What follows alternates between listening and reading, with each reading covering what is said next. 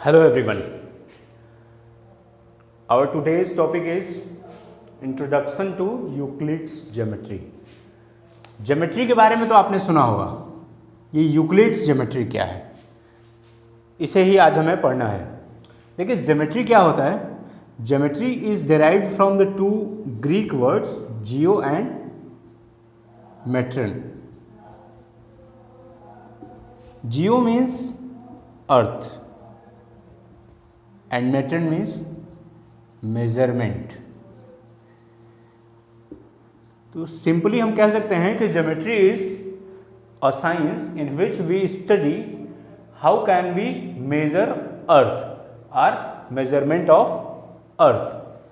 तो ज्योमेट्री की हिस्ट्री में जब हम जाएंगे कि ज्योमेट्री का इंट्रोडक्शन कैसे हुआ, उसका डेवलपमेंट कैसे हुआ, तो हमें पता चलेगा कि क्यों इसको हम यूक्लिड्स ज्योमेट्री कहते हैं। जैसे देखें तो लगभग सारे के सारे एंशिएंट सिविलाइजेशन में like India, Greece, China, Babylonia, Egypt, लगभग हर सिविलाइजेशन में ज्योमेट्री का यूज हुआ, लेकिन उसको वो लोग इस नाम से नहीं जानते थे। उसको उन लोगों ने किसी न किसी रूप में, किसी मेथड के रूप में, किसी टेक्निक के रूप में यूज़ किया, लेकिन उसको वो लोग इस नाम से नहीं जानते थे कि ये ज्योमेट्री है। ठीक है, तो जैसे एक एग्जांपल लें तो पहले क्या होता था कि पहले के लोग नदियों के किनारे रहते थे, नदियों के किनारे रहते थे और उनका जो सारा लैंड होता था वो नदियों के किनारे ही होता था। सपोज करो कि ये एक छोटा सा हिस्सा है नदी के किनारे का और उसमें कई लोग रहते हैं, A B C D E F G H I J K L M N O P Q R S T, ये सभी लोग उसमें रहते थे। फिर नदियों में बाढ़ आती थी तो बाढ़ में ये सारा सबका लैंड, जितना उनका रहने का घर का सामान होता था, सब बह जाता था। और बाढ़ के बाद जब फिर पानी निकल जाता था तो उन लोगों के लिए मुश्किल होता था पहचानना कि कौन सा लैंड किसका है, ए का कौन सा है, बी का कौन सा है, सी का कौन सा है। वैसे ही बाकी सारे लोगों का भी लैंड कौन सा है उनके लिए पहचानना मुश्किल होता था। तो उन्होंने उसके लिए एक टेक्निक निकाली, उन्होंने मार्किंग करनी शुरू की, अपने अपने लैंड पे मार्किंग। अब सोचिए जब उन्होंने मार्किंग किया होगा तो मार्किंग किसी शेप में किया होगा, हो सकता है वो ट्रायंगुलर हो, सर्कुलर हो, रेक्टेंगुलर हो या किसी और शेप में हो। तो उन्होंने ज्योमेट्री का यूज़ किया। अच्छा, फिर से नेक्स्ट ईयर बाढ़ आई, फिर मार्किंग भी बह गई, मार्किंग बह गई। ऐसे कई साल तक हुआ लगातार। तो फिर उनके दिमाग में आया कि क्यों ना हम कुछ ऐसा स्ट्रक्चर बनाएं कि ये मार्किंग ना हटे। तो उन्होंने क्या, बाउंड्रीज बनानी शुरू की। अब जब उन्होंने बाउंड्रीज बनानी शुरू की तो उससे उनको लाइन के बारे में पता चला। तो इस तरह से धीरे धीरे ज्योमेट्री का डेवलपमेंट होता गया और ये प्रोसेस लगभग 300 बीसी तक, 300 बीसी तक चलता रहा। लेकिन कोई भी इसको किसी सिस्टमेटिक साइंस के रूप में नहीं जानता था। सब इसको प्रैक्टिकल मेथड्स, प्रैक्टिकल प्रॉब्लम्स को सॉल्व करने के लिए यूज़ करते थे अपने हिसाब से, डिफरेंट टेक्निक्स, लेकिन उसको किसी मेथड के रूप में, किसी सिस्टमेटिक साइंस के रूप में नहीं जानते थे। फिर एक इजिप्ट के ही मैथमेटिशियन आए जिनका नाम था थेल्स, लगभग 572 बीसी में। उन्होंने एक मेथड दिया। उन्होंने कहा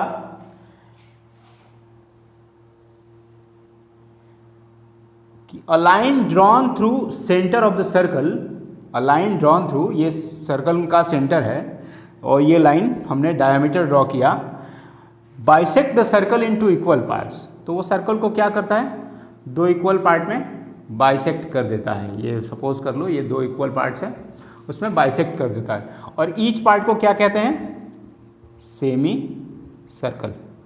तो सबसे पहले जो नॉन प्रूफ आया हमारे पास वो थेल्स ने दिया और उन्होंने कहा कि a circle can be divided in 2 equal parts bye its diameter.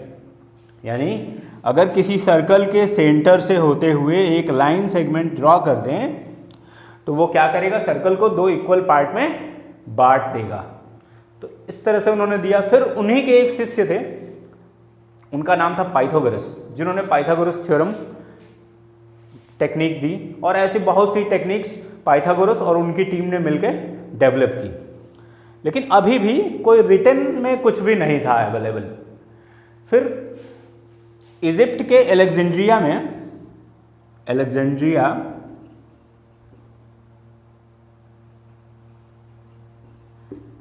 In Egypt, एक मैथ्स के टीचर थे, नाम था यूक्लिड्स। ठीक है, मैथ्स के टीचर थे, नाम था यूक्लिड्स। उन्होंने क्या किया कि पहली बार उस समय तक के, एट दैट टाइम, जितने भी नोन प्रूफ थे या ज्योमेट्री के बारे में जो भी इंफॉर्मेशन थी एंशिएंट टाइम से लेके जो चली आ रही थी डेवलपमेंट, और लगभग 300 BC तक जितनी भी इंफॉर्मेशन थी उन सबको एक जगह कलेक्ट किया और उसको अपनी सीरीज ऑफ बुक्स में, एक सीरीज ऑफ बुक्स उन्होंने डेवलप की, और उसका नाम रखा एलिमेंट्स। क्या नाम रखा उसका? उन्होंने उसका नाम रखा एलिमेंट्स। इस एलिमेंट्स में 13 चैप्टर्स थे, और हर चैप्टर क्या था? एक बुक था। हर चैप्टर एक बुक था। उसको उन्होंने पब्लिश किया, और तब से जो है पूरे वर्ल्ड को उन्होंने इस तरह से ज्योमेट्री के बारे में पढ़ने और समझने के लिए इन्फ्लुएंस किया। इसलिए आपके इस चैप्टर का नाम है यूक्लिड्स ज्योमेट्री। ठीक है, और हम यूक्लिड्स ने क्या क्या बताया, कुछ बेसिक चीज़ें जो आपके सिलेबस में है वो पढ़ेंगे, और उसको आज की ज्योमेट्री से हम लिंक करने की कोशिश करेंगे इस चैप्टर में। ठीक है, तो यूक्लिड्स ने कहा कि a solid has shape, size and position. किसी भी सॉलिड का एक स्पेसिफिक शेप होगा, साइज होगा और पोजीशन होगा। पोजीशन मतलब एक प्लेस से दूसरे प्लेस पे इट कैन बी मूव्ड। जो सॉलिड होगा उसकी बाउंड्रीज होंगी। जैसे कोई अगर एक सॉलिड मैं बना लूँ यहाँ पे, ठीक है, ये ऐसे, तो देखिए ये क्या है, ये इसकी बाउंड्रीज हैं, और ये बाउंड्रीज मिल गई तो ये क्या बन गया? एक सरफेस बन गया। तो इसलिए कहा है कि boundaries of solids are called surfaces. तो इस तरह से ये जो बाउंड्री है वो क्या होगा? एक सरफेस होगा। ठीक ऐसे ही अगर एक फुटबॉल बना ले, फुटबॉल, तो इसका सरफेस क्या होगा? कर्व होगा। ठीक है, इसकी बाउंड्रीज क्या होंगी? कर्व होंगी। तो इसका जो सरफेस होगा वो क्या होगा? सर्कुलर होगा। ठीक है, तो फिर उन्होंने कहा कि a boundary has no thickness. Boundary की कोई थिकनेस नहीं होती, and it is either curve or line. Boundary के पास क्या होगा? या तो कर्व होगा, ये जैसे कर्व है, सर्कुलर है, अगर फुटबॉल है या बॉल है सॉलिड, तो क्या होगा? स्फेरिकल है तो उसका एक कर्व होगा बाउंड्रीज, और अगर ऐसा है तो क्या होगा? लाइन होगा। तो इस तरह से देखा जाए तो जो सॉलिड होता है उसका क्या होता है? सरफेस होता है, और सरफेस है तो लाइंस होंगी, और लाइंस हैं तो क्या होंगे? एंड पॉइंट्स होंगे। क्यों? क्योंकि देखिए जो बाउंड्रीज होती हैं उसकी लाइंस होती हैं, और लाइंस के क्या होते हैं? एंड पॉइंट्स होते हैं। ठीक है, तो इस तरह से देखा जाए तो एक सॉलिड के 3 डायमेंशन होंगे। क्या? सरफेस, लाइंस और पॉइंट्स। ये इंडिविजुअली क्या है? एक एक डायमेंशंस हैं। ठीक है, तो टोटल कितना होंगे? 3 डायमेंशन। इसी तरह से देखा जाए तो सरफेस के कितने डायमेंशन होंगे? It has 2 dimension. किसी एक सरफेस के कितने डायमेंशन होंगे? 2 डायमेंशन। सरफेस मतलब जैसे आप लोग पढ़ते हैं रेक्टेंगल। रेक्टेंगल क्या है? एक प्लेन फिगर है तो प्लेन सरफेस है। ठीक है, तो वैसे ही तो उसके कितने डायमेंशन होंगे? 2। इसलिए रेक्टेंगल जो होता है उसका 2 डायमेंशन होते हैं, लेंथ एंड ब्रेथ। क्यों? क्योंकि उसका क्या होता है? लाइन होता है और पॉइंट होता है। Surface has lines and points, line है पॉइंट। तो इसलिए लाइन का सिर्फ क्या होता है? सिर्फ लाइन के पास सिर्फ पॉइंट होते हैं, इसलिए क्या होता है? लाइन का सिर्फ 1 डायमेंशन होता है, और पॉइंट के पास कुछ भी नहीं होता है, इसलिए इट हैज नो डायमेंशन। ठीक है, इस तरह से उन्होंने सॉलिड को एक्सप्लेन किया, और उन्होंने कहा कि a solid has 3 dimension, surface, lines and point. A surface has 2 dimension, a line has 1 dimension, and a point has no dimension, point has no dimension. ठीक है, यूक्लिड्स ने इन सभी स्टेटमेंट्स को समराइज किया और उसको उन्होंने डिफिनीशंस के रूप में रिप्रेजेंट किया। ठीक है, उसमें से कुछ डिफिनीशंस हैं, जैसे पहला है, उन्होंने जो डिफिनीशन दिया आपके जो सिलेबस में है, पहला है a point has that, a point is that which has no part. Point वो होता है जिसका कोई पार्ट नहीं होता है। और आज हम देखें हम पॉइंट को कैसे पढ़ते हैं, as a fine sharp dot पढ़ते हैं ना। इसलिए उन्होंने क्या डिफाइन किया कि point has no part, point का कोई पार्ट नहीं होता। फिर सेकेंड का a line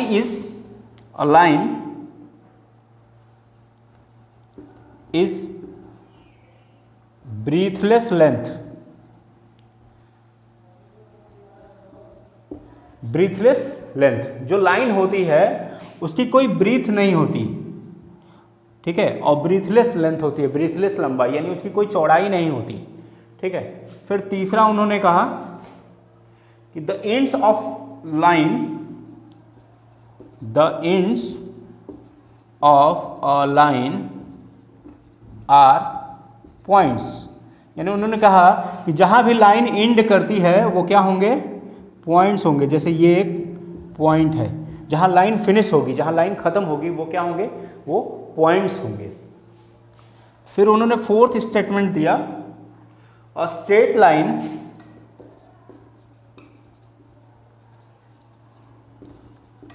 straight line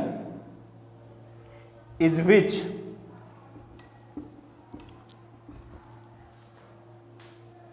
lies evenly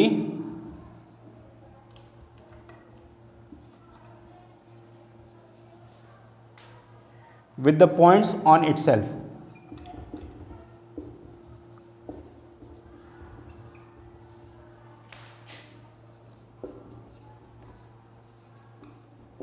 तो उन्होंने कहा कि जो एक स्ट्रेट लाइन होती है वो कुछ छोटे छोटे पॉइंट्स को मिला के बनती है। ठीक है, यानी स्ट्रेट लाइन पॉइंट्स के ऊपर लाई करती है, जो even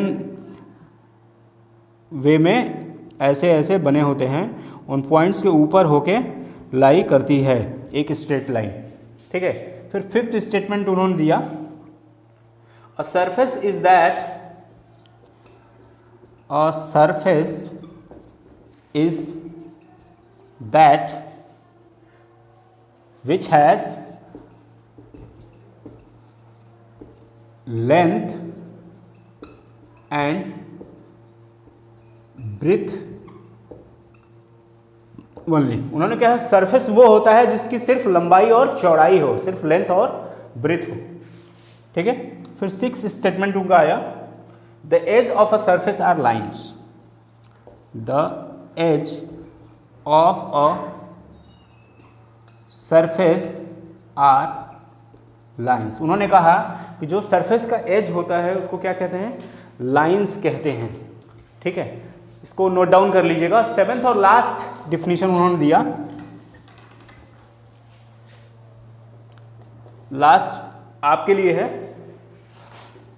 a plane surface is a surface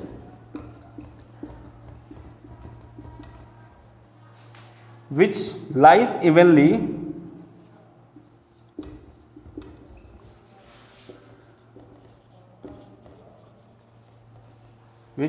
evenly with the straight lines on itself, with the